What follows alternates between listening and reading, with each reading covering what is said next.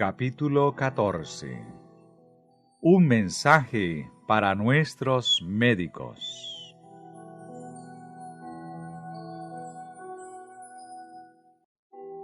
El médico cristiano debe ser un mensajero de misericordia para los enfermos, portador de un remedio tanto para el alma enferma de pecado como para el cuerpo afligido por la enfermedad. Al mismo tiempo que usa los remedios sencillos que Dios ha provisto para aliviar el sufrimiento físico, debe hablar del poder de Cristo para sanar los males del alma.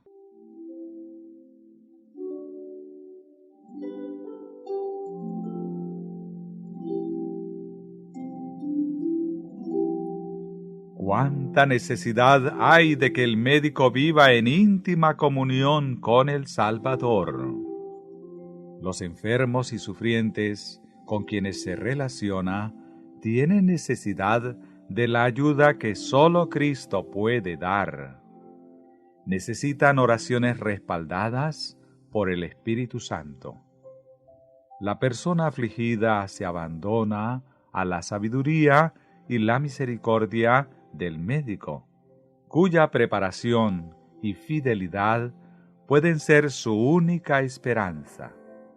Entonces, sea el médico un mayordomo de la gracia de Dios, un guardián tanto del alma como del cuerpo.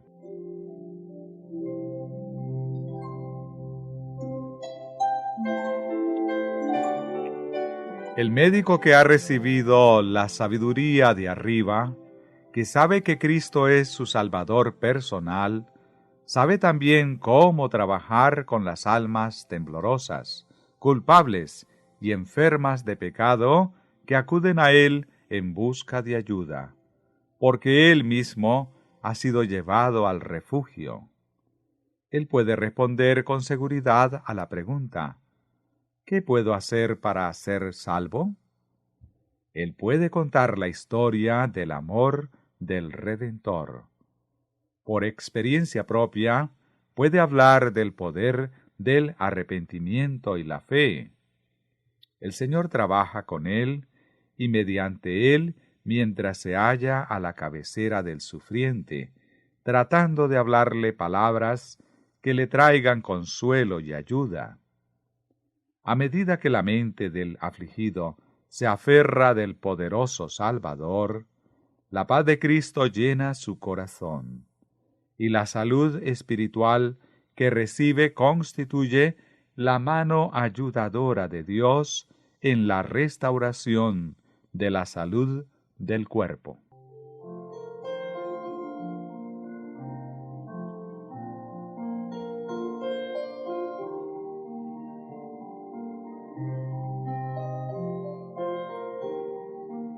Son preciosas las oportunidades que tiene el médico de despertar en los corazones de aquellos con quienes se relaciona una comprensión de la tremenda necesidad que tienen de Cristo.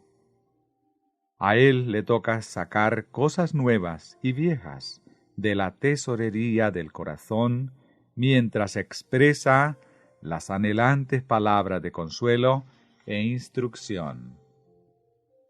Ha de sembrar constantemente la semilla de la verdad, sin presentar temas doctrinales, sino hablando del amor del Salvador que perdona los pecados.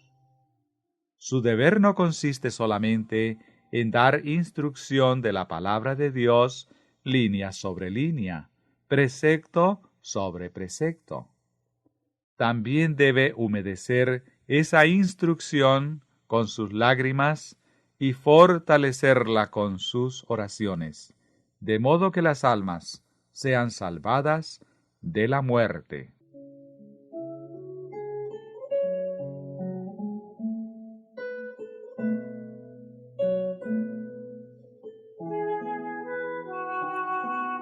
Los médicos corren el riesgo de olvidar el peligro del alma a causa de la ansiedad ferviente y a veces febril, que experimentan en su empeño por evitar los peligros del cuerpo.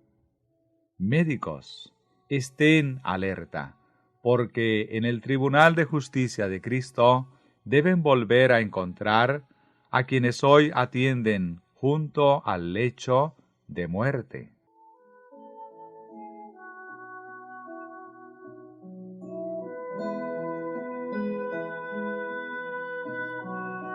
La solemnidad de la obra del médico, su contacto constante con los enfermos y los que mueren, requiere que, en la medida de lo posible, se los exonere de los trabajos seculares que otros pueden realizar.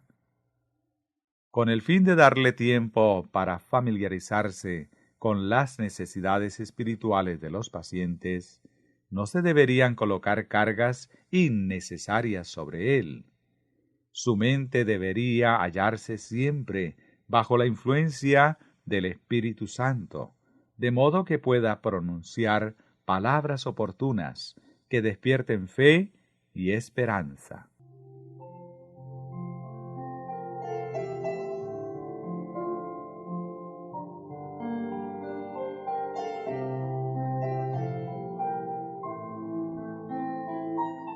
Junto a la cama del moribundo no se deben hablar palabras que tengan que ver con credos y controversias. Se debe traer al enfermo ante aquel que está dispuesto a salvar a todos los que se llegan a él con fe. Esfuércese fervorosa y tiernamente por ayudar al alma que vacila entre la vida y la muerte.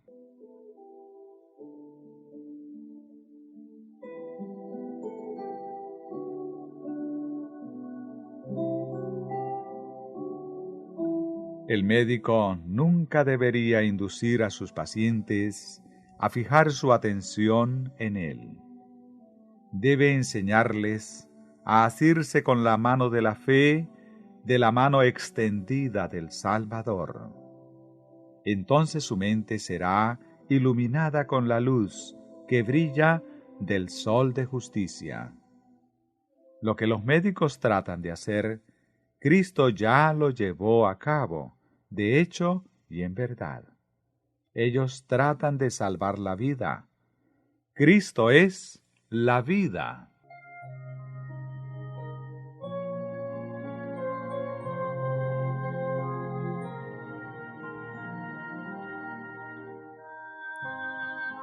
El esfuerzo que realiza el médico por conducir las mentes de sus pacientes hacia la acción sanadora debe hallarse libre de toda pretensión humana. No se debe apegar a la humanidad, sino elevarse libremente hacia lo espiritual, aferrándose a las cosas de la eternidad.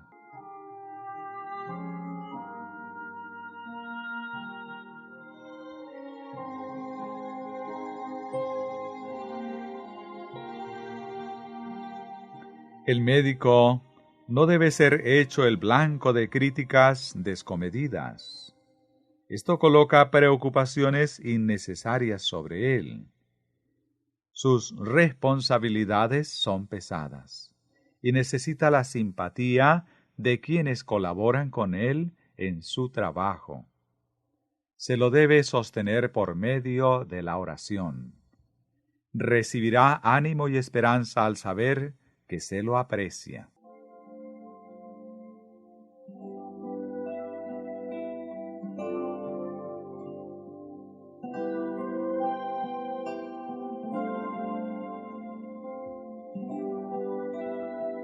El médico cristiano inteligente experimenta una comprensión cada vez mayor de la relación que existe entre el pecado y la enfermedad.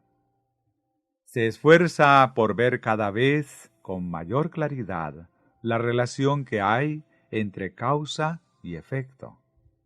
Comprende que los que siguen el curso de enfermería deben recibir una instrucción cabal en los principios de la reforma de la salud y que se les debe enseñar a ser estrictamente temperantes en todas las cosas, porque el descuido de las leyes de la salud es inexcusable en quienes han sido llamados a enseñar a otros cómo vivir.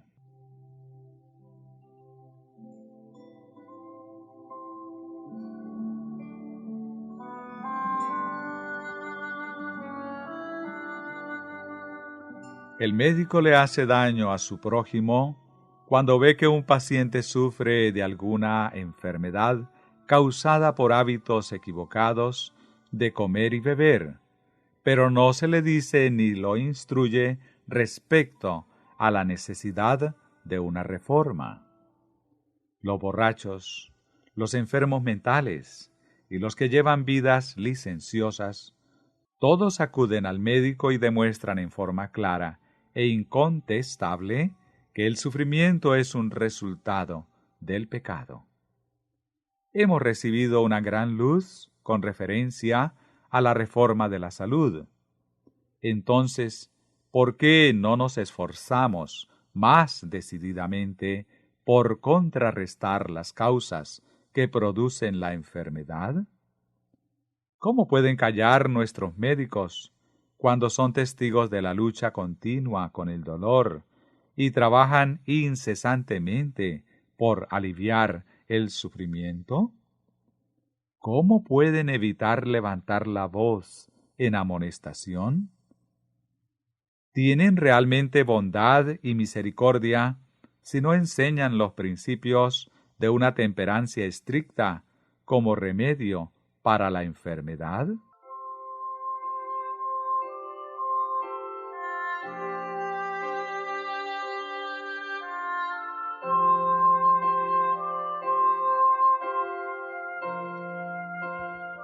Médicos, estudien la amonestación que Pablo dio a los romanos. Así que, hermanos, os ruego por las misericordias de Dios, que presentéis vuestros cuerpos en sacrificio vivo, santo, agradable a Dios, que es vuestro culto racional. No os conforméis a este siglo, sino transformaos por medio de la renovación de vuestro entendimiento, para que comprobéis cuál sea la buena voluntad de Dios, agradable y perfecta. Romanos 12, versículo 1 y 2.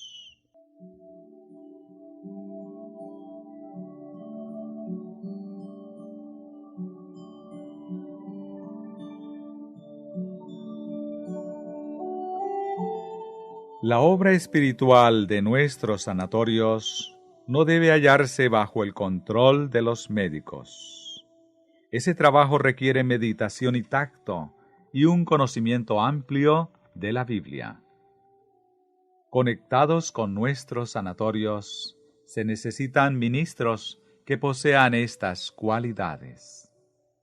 Deberían poner de relieve las normas de la temperancia desde un punto de vista cristiano, mostrando que el cuerpo es el templo del Espíritu Santo y convenciendo a la gente de la responsabilidad que tienen por haber sido comprados por Dios, de hacer de su mente y de su cuerpo un templo santo, acto para la morada interior del Espíritu Santo.